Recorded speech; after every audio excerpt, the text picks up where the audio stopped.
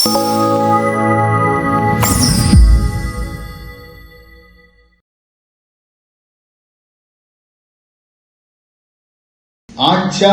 గురువు, ఈశా ఫౌండేషన్ వ్యవస్థాపక అధ్యక్షుడు సద్గురు జగ్గీ వాసుదేవ్. ఆయన అనారోగ్యం బారిన పడ్డారనే వార్త తెలిసి భక్తులందరూ కలవరం చెందుతున్నారు. జగ్గీ వాసుదేవ్ మార్చి 17న ఢిల్లీలో ఉన్న ఇంద్రప్రస్థ అపోలో ఆసుపత్రిలో తలకు ఒక శస్త్రచికిత్స చేయటం జరిగింది. ప్రముఖ న్యూరో సర్జన్ వినీత్ సూర్య అనే డాక్టరు ఆయనకి శస్త్రచికిత్స నిర్వహించారు. అసలు ఆయనకి శస్త్రచికిత్స చేయవలసిన అవసరం ఏర్పడింది. ఎందుకంటే నెల రోజులుగా జగ్గీ వాసుదేవ్ తలనొప్పితో బాధపడుతున్నాడు. తలనొప్పిని ఆయన ఖాతరు చేయలే.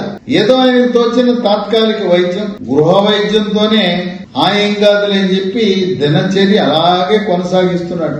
మార్చి 15న శివరాత్రి సందర్భంగా నిర్వహించిన కార్యక్రమంలో కూడా చాలా ఉత్సాహంగా పాల్గొన్నాడు. ఆయన ఏ కార్యక్రమం నిర్వహించినా ఒక నవ యువకుల్లా ఆయన డాన్స్ చేయటం, ఎగరటం ఆశ్చర్యకరమైన అంశం.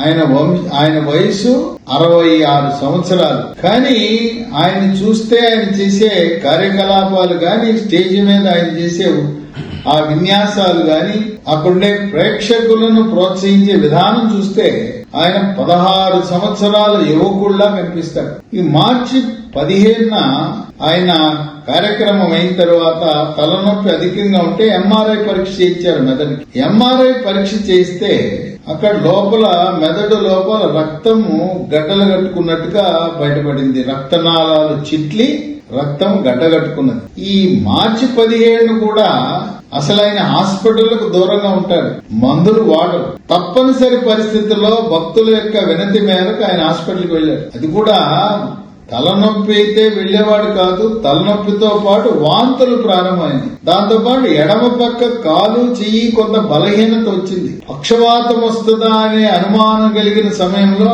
అపోలో హాస్పిటల్కి వెళ్లడం జరిగింది. అపోలో హాస్పిటల్ డాక్టర్లు తల లోపల ఉండే రక్త గడ్డలను తొలగించి విజయవంతంగా ఆపరేషన్ చేశారు. ఆ ఆపరేషన్ అయిన తర్వాత ఆయన ఇంటర్వ్యూ కూడా ఇచ్చాడు. ఏమని చెప్పాడు ఇంటర్వ్యూలో జగ్గీ వాసుదేవ్?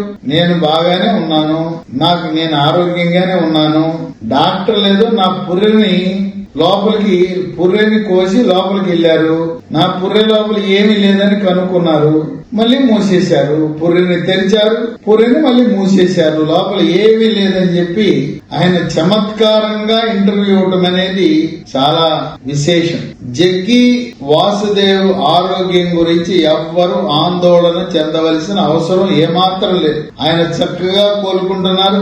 త్వరలో మరో వారం రోజుల్లో భక్తుల ముందుకొచ్చి మళ్ళీ యథావిధంగా ఆయన యొక్క కార్యకలాపాలు, భక్తులను మరి ఆశ్రమానికి విచ్చేసిన అందరినీ కూడా అలరింపజేయటానికి ఆధ్యాత్మిక గురువు ఈ ఆపరేషన్ చేసిన తరువాత కూడా యథావిధిగా పూర్వం వలె ఆయన కార్యకలాపాలు నిర్వహించగలుగుతారు. అయితే మనం తెలుసుకోవాల్సింది ఏంటంటే, ఎవరికైనా తలనొప్పి తీవ్రంగా వస్తుంటే ఏదో తాత్కాలికంగా మందుల షాప్కి వెళ్లి లేకపోతే ఏదో కిరాణా షాప్కి వెళ్లి నొప్పి టాబ్లెట్లు వాడటం సమంజసం కాదు, మంచిది కాదు. నొప్పి టాబ్లెట్లు అధికంగా వాడటం వల్ల మూత్రపిండాలు పాడైపోతాయి, మూత్రపిండాలు చెడిపోతాయి. తలనొప్పి రావడానికి ప్రధాన కారణం రక్తపోటు, బీపీ అధికంగా ఉండటం. జగ్గీ వాసుదేవ్ కూడా ఆయన యోగా, ప్రాణాయామము, ధ్యానము ఇన్ని చేస్తున్నా ఆయన స్టేజ్ మీద ఆయన యొక్క కార్యకలాపాలు చూస్తే ఆశ్చర్యకరంగా ఉంటాయి. ఆయన ఎగరటం గాని, ఆయన అక్కడ సభకు ఇచ్చేసిన వాళ్ళని ప్రేరేపించే విధానం ఆశ్చర్యకరంగా ఉండటం వల్ల ఎవరికైనా తలనొప్పి వచ్చిందంటే రక్తపోటు, బీపీ చూపించుకోండి. అదే కాకుండా తలనొప్పి వచ్చిందంటే కంటి చూపులో ఏదైనా లోపాలున్నప్పుడు కూడా తలనొప్పి రావచ్చు. అలాగే మెదడు లోపల ఏమైనా గడ్డలున్నప్పుడు గాని, మెదడులో టీబీ ఉన్నప్పుడు కూడా తలనొప్పి వచ్చే అవకాశం ఉంది. తలనొప్పికి మరో కారణం ఉంది. ముక్కులు దెబ్బడేసి పడిశం బట్టి సైనస్ సమస్యలు ఉన్నప్పుడు కూడా తలనొప్పి ఉంటుంది. కనుక తలనొప్పిని ఎవరు, పిల్లలు, పెద్దవాళ్ళు, వృద్ధులు ఎవరు కూడా నిర్లక్ష్యం చేయొద్దు. కంటి డాక్టర్ను కలవండి. కంటి చూపు సమస్య వల్ల ఏమైనా ఉంటే తలనొప్పి తెలుస్తుంది. ముక్కు చెవి గొంతు డాక్టర్ను కలిస్తే ఎక్స్రేలో కనబడదు సైనస్ సమస్య. సిటీ స్కాన్ PNS అనేది చేస్తే ముక్కు చెవి గొంతు సమస్యలు ఏమైనా వాటి వల్ల వచ్చే తలనొప్పి తెలుస్తుంది. మెదడు లోపల ఏమైనా గడ్డలున్నాయా, టీబీ ఉన్నదా అలాంటివి తెలుసుకోవాలంటే సిటీ స్కాన్ గాని MRI గాని చేయించవలసిన అవసరం ఉంటుంది. అందువల్ల ఎవరూ కూడా తలనొప్పి తరచుగా వస్తే నిర్లక్ష్యము చేయవద్దు.